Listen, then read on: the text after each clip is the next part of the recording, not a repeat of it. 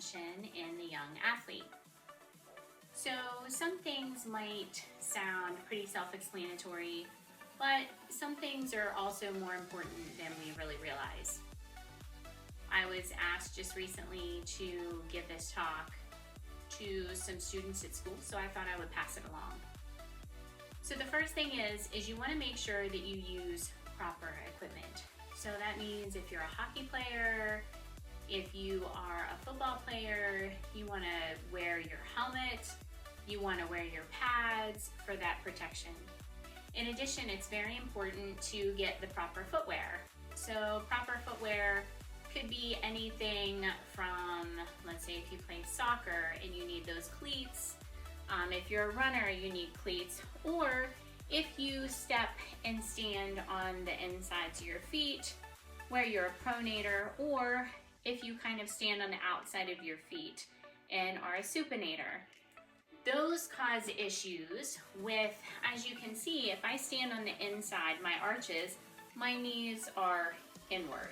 So I have more of that knock knee position versus if I'm a supinator, I'm standing on the outsides of my feet and I'm rotated outwards, which that changes my hip position, changes my knee position. So proper footwear is extremely important. Even in running, walking, if you go to a sports store, they should be able to lead you in the right direction for what you need, whether you have a neutral foot or if you have either of those tendencies to walk on the insides of your feet or the outsides of your feet. Another thing is hydration. We don't really, I know that we all know about it, but we don't sometimes focus enough on that. You should get 8 glasses of water a day. 64 ounces is really for the average person. And even when you're outdoors, like playing a sport, it's extremely important not only to get water, but also your electrolytes. So that sodium, that potassium, you can always use little Pedialyte packets. I like that. It tastes good and it's an easy way to maintain hydration. In addition to liquid IV, that's also something that I use. Also, nutrition is very important.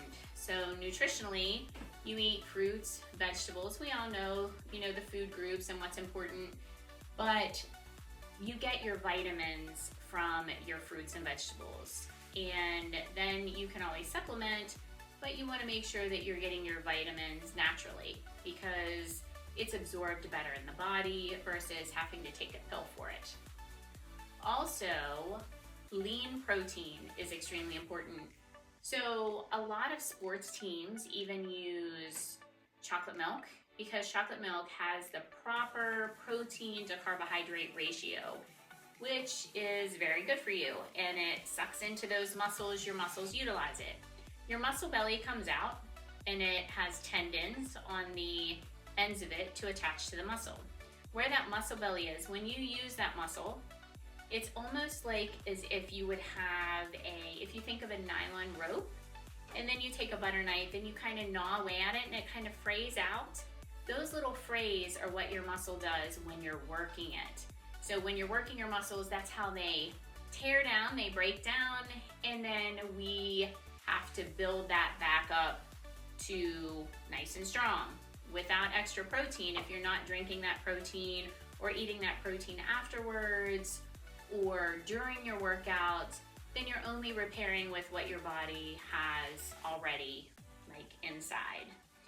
Another thing that's very important that we all probably don't give enough attention to is rest. So if you are overworked, if you are playing your sport every day or doing your activity every day, you need to make sure you listen to your body. Your body is going to tell you if you have kind of pain or you're just too fatigued. It's kind of telling you you need a little bit of a break, and that would be important to talk to your coach about. In addition to, if you feel like, I might be coming down with a common cold, or I'm coming down with something, I'm not feeling well, it's probably a good idea, again, to talk to your coach or an adult, because you need to probably take some time off. When you don't feel well and your body's already trying to regenerate and repair itself from your sickness, then it makes it a lot harder to function at full capacity and you're more likely to get injured. In addition to that, you want to cross train. So you want to, if you're a baseball player, if you're a golfer, add in some running, add in some weightlifting. It provides stability. In addition to, if you are a golfer and you position yourself and you golf right-handed, it is so important. A lot of rehab that I do for golfers is balancing it out. So I turn them the other direction, have them do a left-handed swing with their club, maybe throw on a 1-pound weight, and practice left-handed swing. Same thing for baseball, just that motion so that you get that balance in the shoulders and in the hips. It makes everything rotate together. So you don't have one rotation that you do, you balance it out with the other direction. Also, very importantly, you need to warm up and cool down. It's kind of like, I'm sure you've heard it before, but it's kind of like if your car is out in the cold, it doesn't really want to start up and run right away. It needs a little bit of time to warm up. Same thing, I'm kind of sitting here, so I wouldn't want to go right into a run. I need to start warming my body up. So you could do a static stretch, which is like doing a hamstring stretch, which placing that heel out in front of you, sitting back into it and holding, or from a side view, kicking that foot out, toes up, and sit back into it and hold. This would be considered a static stretch. A static stretch, you want to hold for 30 to 60 seconds, and I like to do 3 times on each side. Another stretch, you could consider jumping jacks. So just jumping jacks are considered a dynamic stretch because you're getting your blood flowing, you're working those muscles and getting them prepared for your future sport or activity. So one of the most important things to prevent injury is listen to your body, as we've kind of discussed here previously. If you have pain, your body is giving you that feedback that there is an issue. It could be something minor. It could be something that, needs addressed. If you have pain, you can always try the RICE method. So that's resting, icing, compression, and elevation above the heart.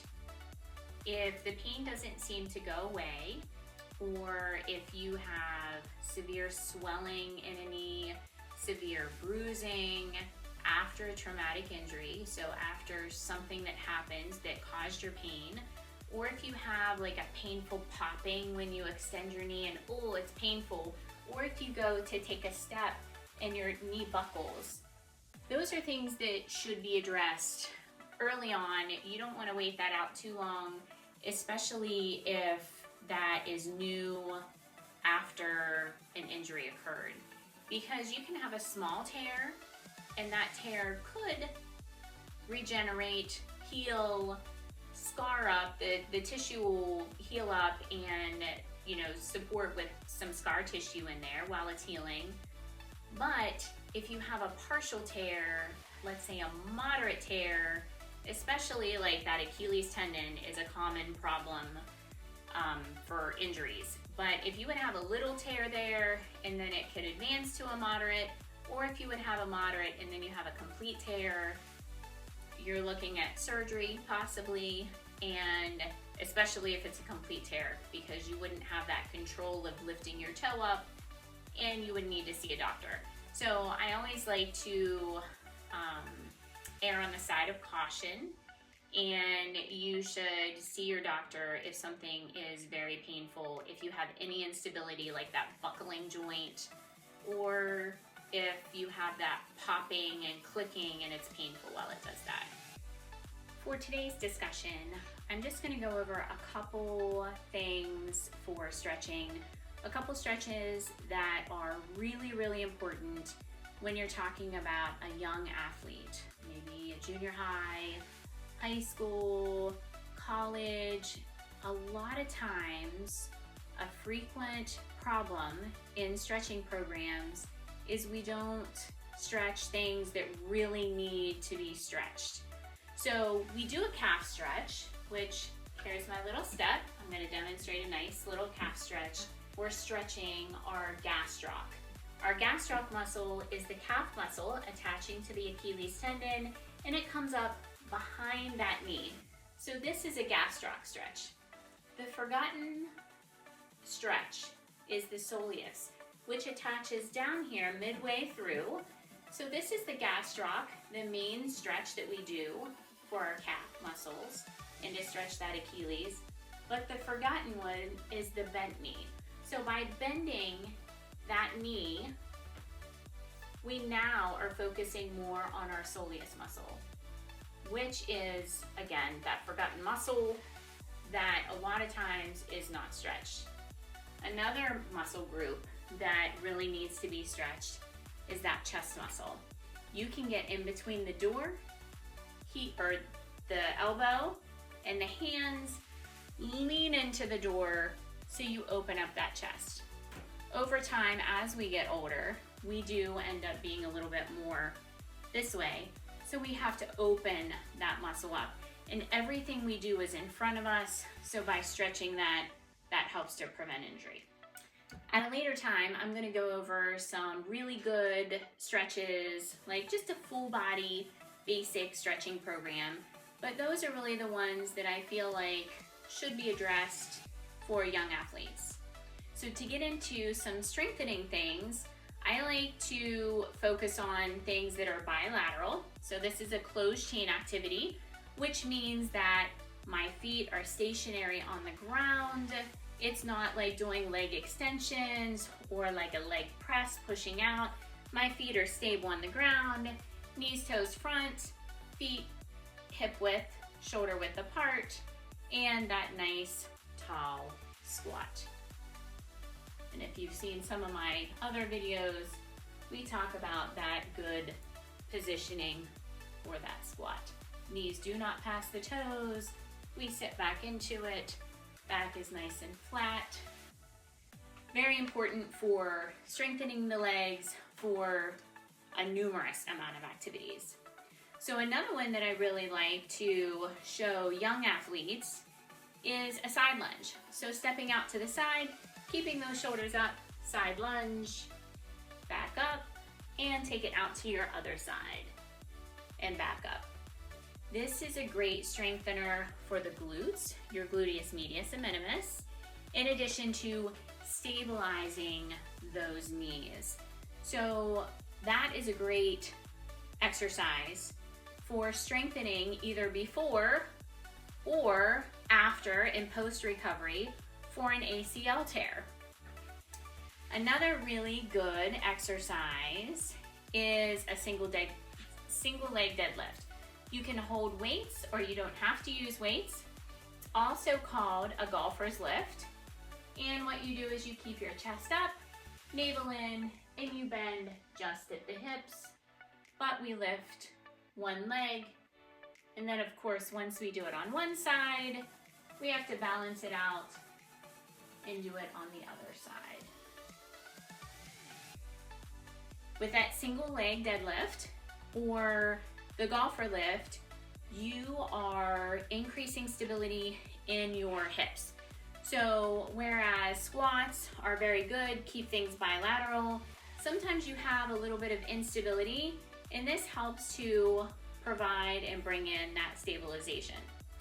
Another great exercise for strengthening the hip unilaterally is the Bulgarian split squat.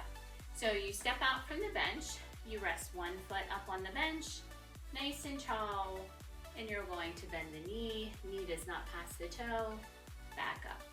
All of your hinging is right here in the hips. We want to make sure we straighten out that knee, work that inner quad muscle as we perform the exercise. Switch, and when you switch, you want to make sure, a lot of people just hurry up and switch, but you want to make sure that you place your foot in the same place that you have the other one, so you're not working from one foot being in front of the other. And again, down into that split squat, straighten out that back, or keep that back straight, straighten out that knee. And it's always balanced. So if you do 10 on one side, you want to do 10 on the other side. Then another great exercise is the plank. So I'm just going to do a little incline, like an elevated plank here. I think that it shows the position a little bit better. We're going to be on the elbows, looking out in front of the hands, navel in, rounding up through those shoulders. Shoulders should be directly over those elbows. Glutes engaged, navel in, and you just hold. Very good for stabilizing your hips, great for stabilizing your core. You're getting some shoulder work, you're getting internal oblique work, which in turn supports that low back. So it's a great activity. So I hope this has given you a little bit of information. Again, this is for the young athlete. I thought since our local school had asked me to offer some insight, I thought that I would share that with all of you also. So hopefully this helps, and have a great day.